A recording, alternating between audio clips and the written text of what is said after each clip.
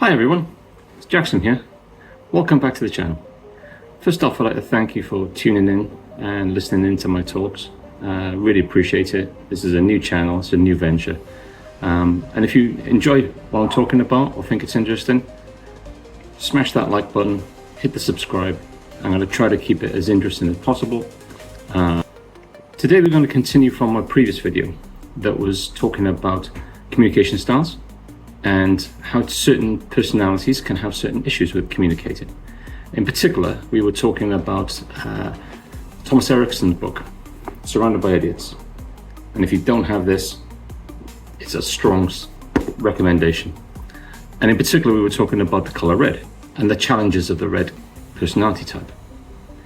So today, as promised, we're going to talk about the yellow. So Erickson uses colors as metaphors for personality types. He uses 4 primary colors to describe the 4 personality types that he uses in the book. You have red, yellow, green, and blue. And in these videos, we're going to explore the pros and cons initially of all the different color types. We've already done red, as I mentioned. Today is yellow. And then eventually we'll go on to how the negative and positive communication styles can impact on all the different colors.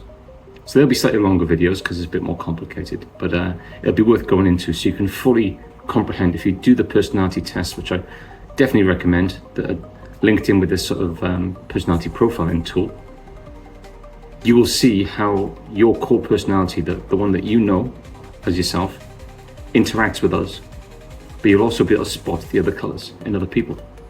So definitely worth doing, definitely worth doing. So today we're going to dive into the vibrant yellow. Well, the yellow personality type, we all come across these. These are the social butterflies, if you like. The type of personality when it walks into the room, people are instantly drawn to it. They take up a lot of space. They have an easygoing personality. They're easy on the conversation. So this is your typical yellow. They'll walk in and people flock to them. They have lots of friends, they have lots of ideas. They're always willing for the party, they're always willing for the next adventure. They're always willing to take on the next thing. Off with the yellows are just natural optimists. They just see the glass is always half full. They're always looking for the next idea, and they're always infectious with their ideas. They're always infectious with their energy that they go into, which can be a huge asset to any team, because you need that energy at times. You need that energy in any group, let alone a team in work, just to keep things moving along, and keep things exciting, keep the bubble going. They're highly sociable. They love to talk. They love the interaction. They love getting involved with people. They love groups. There's nothing better than when they're in a group of people where they can talk and be a center of attention. They're creative and visionary. They're constantly having ideas of the next thing to do, whether it be a work project, or whether it be the next party or the next social interaction. They're constantly having these ideas. They're big picture thinkers. So again, in a business setting, very useful. And even in a friendship group, if you're looking for something to do, go and speak to a yellow. They'll have an idea, no problem at all. They're quite persuasive and motivational. And that comes with that personality. The fact that they are quite gregarious, they're very chatty, they find it easy to communicate with people. That makes them good motivators. That makes them good leaders of that next idea and the plan, or to help drive it along and keep that energy going. They're always coming in with a positive or bubbly energy. They focus on relationships. Relationships are very important to yellows. Very important to yellows. And if they can build relationships or build a connection with people and build a network, that makes them in a happy place. But they also try to go out of their way to make sure everybody's included. So it's not all about them, it's all about touching base with all the different people and keeping that connection, that buzz going. Now, while all that energy is quite infectious and has its uses, yellows do come with a downside as well.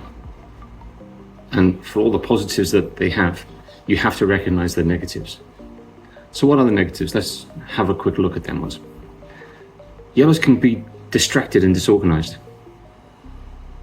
So naturally, they're not as good as certain other colors at organizing their workflow or organizing their life. But also, a bit like imagine like a cat with a laser light. They're easily distracted off with the next shiny thing. They don't necessarily complete what they're doing before they get distracted off, and off they go with others. They talk more than they listen. So in that, they're quite like the Reds. If you remember, the Reds were difficult. They don't listen properly, or they're not good listeners. But with the Red, it's more about wanting to dominate the conversation for their idea. With the Yellow, it's more, they're not very great at listening because they want to dominate, talk about themselves at times, or about their idea a little bit, or this is a bit boring to them and they want to talk about something else. So they can also come across as being over-optimistic, superficial and flaky. So when you try to drill down into the detail of things with them, they're not necessarily interested in that because they want to get on to the next thing. They're more interested in just the relationship of it rather than the actual doing of it and understanding it and taking it through to its full completion. They have difficulty with structure and routine. Why? Because they get distracted off easily with the next idea. So structure and routine doesn't work well for them. And if you are managing a Yellow, trying to keep them on focus and on target for what they have to do can be difficult. They have a tendency to overpromise and underdeliver. A great example of this is that they will always be the first one to come up with the idea of the next work party. Let's have this great adventure. Let's go laser tag. Let's go bowling. Let's go and do this adventure. Let's go do rock climbing. Let's do this. Let's do that. But when it comes to actually coming through and doing all the organization for their great idea, they're off doing something else. They've already been distracted by the next shiny light on the floor.